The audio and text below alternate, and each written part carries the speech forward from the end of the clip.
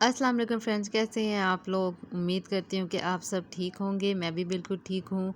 तो मैं हूँ तानिया और आप देख रहे हैं दानी और तानी चैनल। तो ये मेरा सुबह का नाश्ता था। एक दिन पहले का सालन बचा हुआ था, तो वो सालन और बाकी एग वगैरह बनाया मैंने। नाश्ता करने के बाद जैसे कि सबको पता होगा कि फ्राइडे था, तो नमाज़ वगैरह पढ़ी। और नमाज का मैं शेयर इसलिए नहीं कर रही हूँ कि कोई ये समझे कि मैं दिखावा कर रही हूँ नमाज को। नमाज दिखावा बिल्कुल भी नहीं है, लेकिन हाँ, अपनी बिज़ी रूटीन के साथ इस तरह की चीज़ शेयर कर देने से अगला इंसान मोटिवेट हो जाता है। अच्छा, जुमे की नमाज़ पढ़ने के बाद मैंने यासीन शरीफ पढ़ी और सूरह रहमान पढ़ी और इसके अलावा सूरह मंजिल पढ़ी और जो चारों कुल होते हैं तो वो सूरतें पढ़ी मैंने। और ये सब कुछ पढ़कर मैं पानी पे दम कर लेती हूँ। अच्छा, पानी पे दम करने का कोई और मकसद नहीं है, लेकिन पानी पे दम करने से ये होता है कि यासीन शरीफ और सूरह रहमान इन सब चीज़ों में अल्लाह के कलाम में होती है शिफ़ा।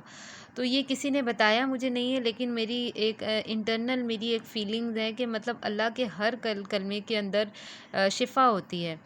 तो जो भी सूरत इंसान पढ़े उसको पानी पे दम करके अगर ख़ुद पी ले, बच्चों को पिला ले, तो इंसान के लिए बहुत सारी आसानियाँ पैदा हो जाती हैं। उसको नज़र वग़ैरह ये जो लगती हैं, ये सब कुछ इनसे भी बच सकता है। और दूसरी बात ये कि आपस में ताल्लुकात, ये सब कुछ गुस्सा और कोई बीमारी हो, कोई दुःख हो, वो चीज़ें भी आहिस्ता-आहिस्ता जाती रहती हैं। तो अंदर से एक सैटिस्फैक्शन होती है, मतलब अंदर से ये कलमात आपको हील कर देते हैं।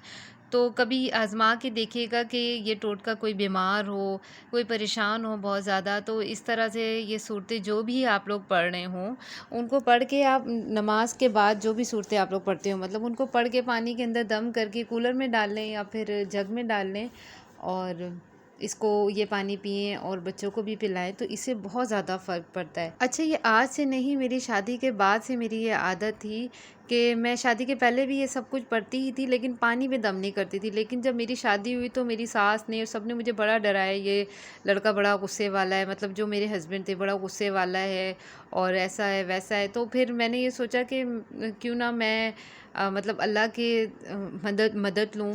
मुझे नहीं पता था, मैं नहीं जानती थी इनको, अननोन थे मेरे लिए ये बिल्कुल। मतलब शादी के बाद ही मैंने इनको देखा और शादी के बाद ही हम दोनों की मुलाकात हुई। मतलब देख चुके थे तस्वीर में, लेकिन हम लोग एक दूसरे को जानते नहीं थे। तो मुझे किसी ने ये बताया कि इसको यासीन का पानी पिलाया करो, उससे ना गुस्सा कम होता है। तो मेरी ये उस वक़्त से ये आदत बन गई। मैं यासीन पढ़ती थी, सूरह रहमान, ये जो भी सूरतें पढ़ती थी, तो वो सूरतें पढ़कर मैं पानी पे दम करके रख लेती थी। जब ये शाम में आते थे, बताती नहीं थी, मैं दे देती थी। लेकिन कुछ वक़्त बाद मैंने फिर इनको बता भी दिया कि मैं इस पानी पे ये दम करके आपको देती हूँ। अब फिर उसके बाद जब मेरे बच्चे हुए तो मेरी यही कोशिश होती कि जब भी मैं पढ़ूँ तो पानी पे दम करूँ और पानी पे दम करके इन बच्चों को अपने लाज़मी दूँ, अपने हस्बैंड को दूँ। और इसके अलावा मैं एक और काम ये करती हूँ कि मैं यही सारा पानी अपने घर के चारों कोनों पे डालती हूँ, मतलब दीवारों पे डाल देती हूँ। अच्छा, मेरा ये मानना है कि हर इंसान के घर में हमारे जो अल्लाह ने हमें बताया है कि एक दूसरी मखलूक होती है, मतलब जिन्नात और अच्छी रूहें, बुरी रूहें, रूहें तो नहीं लेकिन जिन्नात वगैरह का इस दुनिया में वजूद है। तो अगर हम अपने घर के अंदर इन कलमात को पढ़कर हम पानी दीवारों पे डालेंगे, तो ये मेरा मानना है कि जो हमारे आसपास जो अच्छी चीज़ें होंगी ना, वो हमारा साथ देंगी। मतलब ये कि वो आपसे खुश होंगी।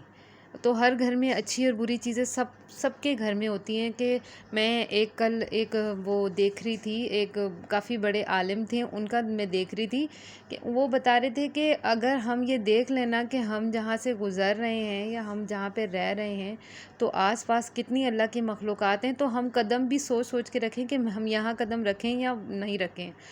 मतलब ये कि अल्लाह ने उनको आँखें दी हुई हैं, तो वो अपना एहतियात, अपना बचत वो लोग ख़ुद करते हैं।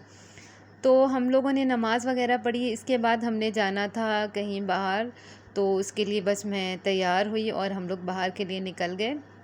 हाँ, अच्छा, बाहर जाने से पहले मेरी आदत है मैं घर की लाइट्स वग़ैरह सारी ऑफ़ कर देती हूँ। बस एक लाइट घर की खुली छोड़ती हूँ और चेक कर लेती हूँ हर कोई ऐसी चीज़ तो नहीं ऑन है। अच्छा, हम गए थे बर्थडे पार्टी में, तो वहाँ पे ये बच्ची थी, उस शादीशुदा थी, लेकिन उसकी माशाल्लाह बर्थडे थी, तो ये मेरे हस्बैंड केक लेकर आए थे और उन्होंने बर्गर वगैरह बनाया था। उसकी तो मैंने व्लॉग नहीं बनाया क्योंकि फिर वो कोई एतराज़ करे, इसलिए मैंने कहा चलो उनको मैं नहीं बनाती। तो ये इस बच्ची की सालगिरह थी, इसकी अभी कुछ वक्त पहले ही शादी हुई है। तो माशाल्लाह अब ये मेरे ख्याल में अभी 20 साल की हुई है, ज़्यादा बड़ी उम्र की नहीं है।